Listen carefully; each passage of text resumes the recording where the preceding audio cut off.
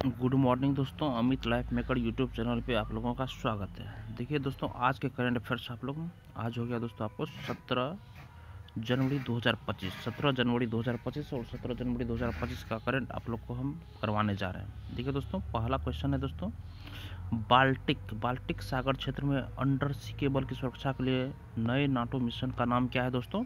तो Baltic Sentry.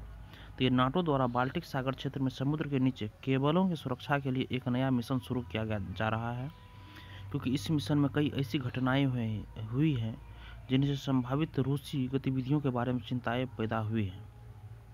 Helsinki में Baltic सागर पर स्थित नाटो देशों के नेताओं के साथ एक बैठक में महासचिव मार्क रूटे ने कहा कि इस प्रयास को बाल्टिक सेंट्री नाम दिया जाएगा। नए ऑपरेशन की घोषणा करते हुए रूटे ने इस बात पर प्रकाश डाला कि 95% से अधिक इंटरनेट ट्रैफिक समुद्र के नीचे केबलों के माध्यम से सुरक्षित है। उन्होंने कहा कि इन केबलों के 1.3 मिलियन के किलोमीटर 8,08,08,000 मील से प्रतिदिन अनुमानित $10 ट्रिलियन का वित्तीय लेन देन संभव हो रहा है। उसके बाद 2 नंबर क्वेश्चन है दोस्तों, देखिए, भारत सरकार के विज्ञान एवं प्रौद्योगिकी विभाग ने देश के पूर्वी क्षेत्र की अपनी पहली खगोलीय वेधशाला किस राज्य में स्थापित की है दोस्तों? तो पश्चिम बंगाल में की है। देखिए, केंद्रीय विज्ञान एवं प्रौद्योगिकी मंत्रालय के विज्ञान एवं प्रौद्योगिकी विभाग के तहत पूर्वी भारत की पहली और देश की 6ठी खगोलीय वेधशाला का उद्घाटन पश्चिम बंगाल के पुरुलिया जिले के गढ़पंचकोट क्षेत्र के पंचेत पहाड़ी पर किया गया। यह लद्दाख, नैनीताल उत्तराखंड, माउंट आबू राजस्थान, पुणे में गुड़बानी हिल्स और तमिलनाडु में कवलूर के बाद भारत में 6ठी ऐसी वेधशाला है। देखिए दोस्तों, वेधशाला देखिए 6 जगह अभी तक में वेधशाला है। एक है लद्दाख में, एक नैनीताल उत्तराखंड में है, और तीसरा है माउंट आबू राजस्थान में है, और पुणे में है, गुरबानी हिल्स और तमिलनाडु में कवलूर के बाद भारत में 6ठी ऐसी वेधशाला है। कहाँ पे दोस्तों? पश्चिम बंगाल में। देखिए, वेधशाला की स्थापना कोलकाता स्थित सत्येंद्र नाथ बोस राष्ट्रीय मूल विज्ञान केंद्र द्वारा की गई है। इसका नाम सत्येंद्र नाथ बोस के नाम पर रखा गया है। इस परियोजना पर काम 2012 में शुरू हुआ था और इसे 4.9 एकड़ भूमि पर बनाया गया है। वेधशाला में वर्तमान में एक 14 इंच व्यास की दूरबीन है और जल्दी एक और 1 मीटर व्यास की दूरबीन स्थापित की जाएगी। वेधशाला समुद्र तल से 600 मीटर की ऊंचाई और लगभग 86 डिग्री पूर्वी देशांतर पर दोस्तों स्थित है। अगला क्वेश्चन है 3 नंबर में, दिसंबर 2024 के लिए ICC men's player of the month किसे नियुक्त किया गया है दोस्तों? दिसंबर 2024 का तो जसप्रीत बुमराह को। आईसीसी ने भारत के ऑस्ट्रेलिया दौरे के दौरान उनके असाधारण प्रदर्शन को मान्यता देते हुए भारतीय तेज गेंदबाज जसप्रीत बुमराह को दिसंबर 2024 के लिए men's player of the month नामित किया गया है। 14 जनवरी को अंतर्राष्ट्रीय क्रिकेट परिषद आईसीसी ने विश्व स्तरीय विपक्षी टीमों पर बुमराह के प्रभुत्व को मान्यता देते हुए सम्मान की घोषणा की। बुमराह ने ऑस्ट्रेलिया के पैट कमिंग्स और दक्षिण अफ्रीका के डेन पेटरसन को हराकर यह पुरस्कार जीता।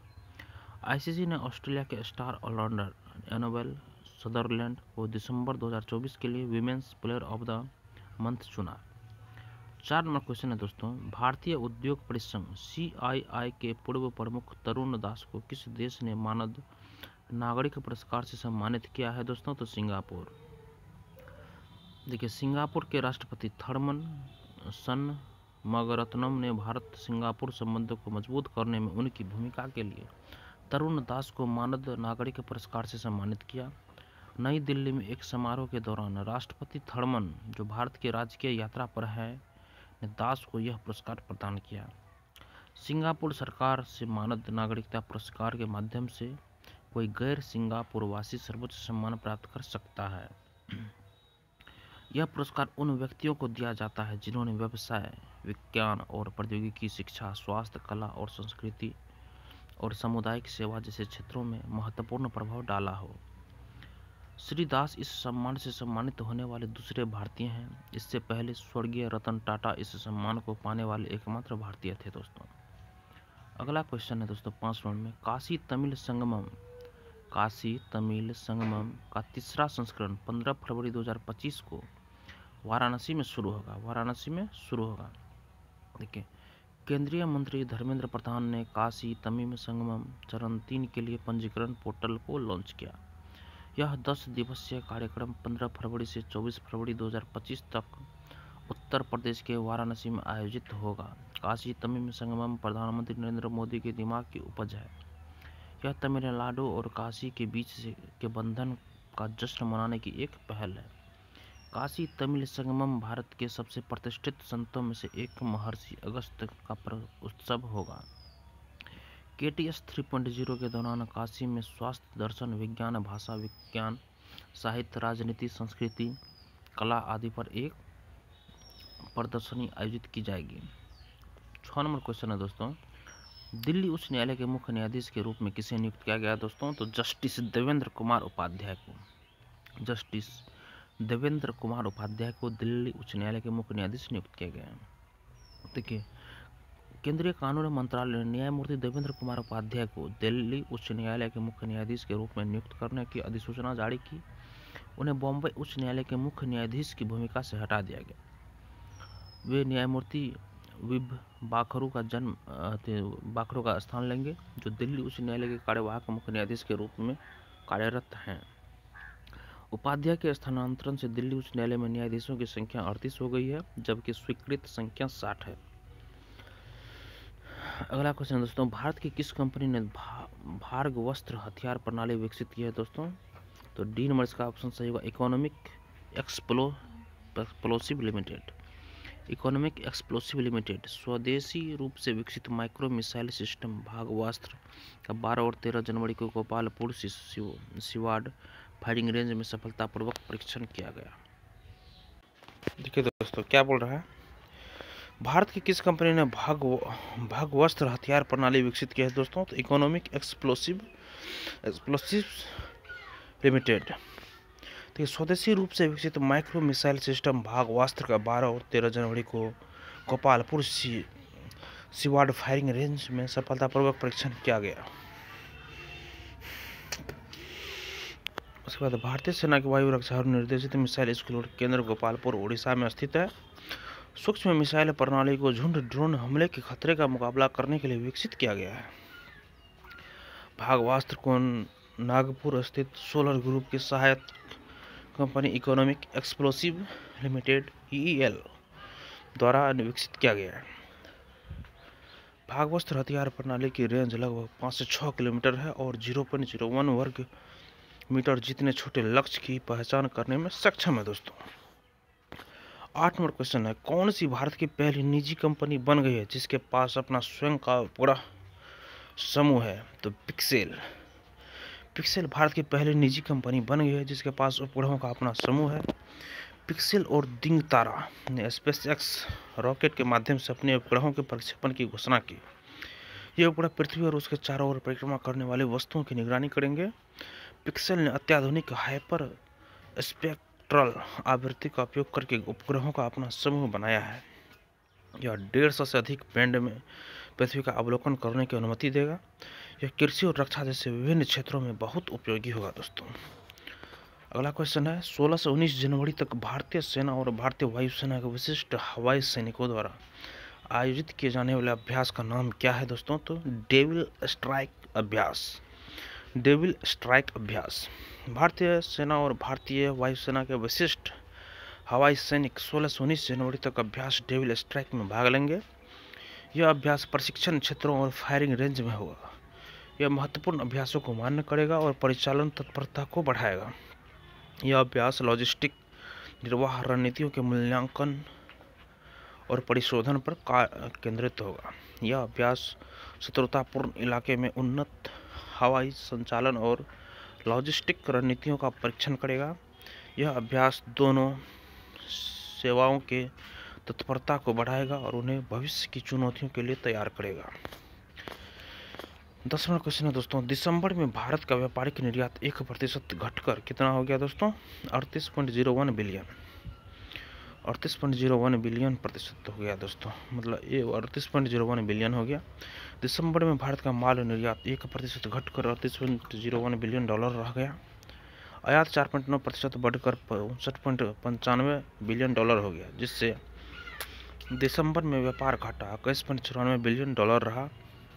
संयुक्त राष्ट्र व्यापार और विकास के अनुसार संयुक्त राष्ट्र अमेरिका की व्यापार नीति में अधिक संरक्षणवादी कई देशों में अंतर्मुखी औद्योगिक नीतियों, व्यापार युद्धों और भू राजनीतिक तनावों की और बदलाव 2025 में अंतर्राष्ट्रीय व्यापार को नकारात्मक रूप से प्रभावित करेंगे। वैश्विक मुद्रास्फीति में कमी, अस्थिर आर्थिक विकास पूर्वानुमान और व्यावसायिक गतिविधि में सुधार 2025 की शुरुआत में वैश्विक व्यापार में सकारात्मक गति पैदा करेगा। अगला क्वेश्चन है दोस्तों, गाजा में युद्ध विराम के बारे में समझौते के बारे में निम्नलिखित कथनों पर विचार करें। देखिए दोस्तों, इसका आंसर दोनों सही होगा। इजराइल और हमास ने गाजा में युद्ध विराम और बंधकों की रिहाई के बारे में एक समझौता किया है। यह समझौता 19 जनवरी 2025 को शुरू होगा और 42 दिनों की अवधि तक जारी रहेगा। देखिए, इजराइल और हमास ने गाजा में युद्ध विराम और बंधकों की रिहाई के बारे में एक समझौता किया है। यह समझौता 19 जनवरी 2025 को शुरू होगा और 42 दिनों की अवधि तक जारी रहेगा। इस समझौते के परिणाम स्वरूप इजरायली बंदियों की रिहाई होगी और गाजा में मानवीय सहायता में वृद्धि होगी। इस समझौते से गाजा में युद्ध रुक जाएगा और उसके परिणाम स्वरूप एनक्लेव में इजरायली बंधकों के साथ साथ इजरायल द्वारा पकड़े गए फिलिस्तीनियों की रिहाई होगी। समझौते की पुष्टि में अमेरिकी राष्ट्रपति जो बाइडेन ने कहा कि पहले चरण में अमेरिकी बंधकों को रिहा किया जाएगा। 12 नंबर क्वेश्चन है दोस्तों, राष्ट्रीय स्टार्टअप दिवस के बारे में निम्नलिखित कथनों पर विचार करें, सही विकल्प का चयन करें। दोस्तों देखिए, ऑप्शन नंबर फर्स्ट सही है दोस्तों। प्रतिवर्ष 16 जनवरी को राष्ट्रीय स्टार्टअप दिवस के रूप में मनाया जाता है। देखिए, आज 16 जनवरी को राष्ट्रीय स्टार्टअप दिवस के रूप में मनाया जा रहा है दोस्तों, कल की बात है ये, जिसका उद्देश्य युवाओं में उद्यमिता की भावना को प्रोत्साहित करना और स्टार्टअप्स की उपलब्धियों को बढ़ावा देना है। प्रधानमंत्री नरेंद्र मोदी ने 2016 में स्टार्टअप इंडिया पहल की शुरुआत की थी और 2022 में 16 जनवरी को राष्ट्रीय स्टार्टअप दिवस घोषित किया था दोस्तों। 2022 में पीएम मोदी ने स्टार्टअप्स को नए भारत के रीढ़ बताया था। इस वर्ष भारत राष्ट्रीय स्टार्टअप दिवस के दिन स्टार्टअप इंडिया पहल की 9वीं वर्षगांठ मना रहा है। Department for promotion of industry and internal trade की ओर से जून 2024 तक 1,57,000 इकाइयों को स्टार्टअप के रूप में मान्यता दी जा चुकी है। दोस्तों अब देखिए 12 क्वेश्चन को एक बार में देख लेते हैं हम लोग। बोल रहा है, बाल्टिक सागर क्षेत्र में अंडरसी केबल की सुरक्षा के लिए नए नाटो मिशन का नाम क्या है दोस्तों? Baltic Sentry. 2 नंबर में भारत सरकार के विज्ञान एवं प्रौद्योगिकी विभाग ने देश के पूर्वी क्षेत्र की अपनी पहली खगोलीय वेधशाला किस राज्य में स्थापित की है दोस्तों? तो पश्चिम बंगाल में स्थापित की है। 3 में है, दिसंबर 2024 के लिए ICC men's player of the month किसे नामित किया गया दोस्तों? जसप्रीत बुमराह को। 4 नंबर क्वेश्चन है, भारतीय उद्योग परिसंघ CII के प्रमुख तरुण दास को किस देश ने मानद नागरिक पुरस्कार से सम्मानित किया दोस्तों? तो सिंगापुर को। 5 नंबर में, काशी तमिल संगमम का तीसरा संस्करण 15 फरवरी 2025 को वाराणसी में शुरू होगा। 6 नंबर क्वेश्चन है, दिल्ली उच्च न्यायालय के मुख्य न्यायाधीश के रूप में किसे नियुक्त किया गया है? तो जस्टिस देवेंद्र कुमार उपाध्याय को नियुक्त किया गया है। 7 नंबर में है, भारत की किस कंपनी ने भगवस्त्र हथियार प्रणाली विकसित की है दोस्तों? तो इकोनॉमिक एक्सप्लोसिव लिमिटेड। 8 में, कौन सी भारत की पहली निजी कंपनी बन गई जिसके पास अपना स्वयं का उपग्रह समूह है दोस्तों? तो पिक्सेल। 9 नंबर क्वेश्चन है दोस्तों, 16 से 19 जनवरी तक भारतीय सेना और भारतीय वायुसेना के विशिष्ट हवाई सैनिकों द्वारा आयोजित किए जाने वाले अभ्यास का नाम क्या है दोस्तों? तो डेविल स्ट्राइक अभ्यास। डेविल स्ट्राइक अभ्यास। 10 नंबर क्वेश्चन है, दिसंबर में भारत का व्यापारिक निर्यात 1% घटकर 38.01 बिलियन रह गया दोस्तों। और अगला क्वेश्चन है 11 नंबर पे, इजराइल और हमास ने गाजा में युद्ध विराम और बंधकों की रिहाई के बारे में एक समझौता किया है।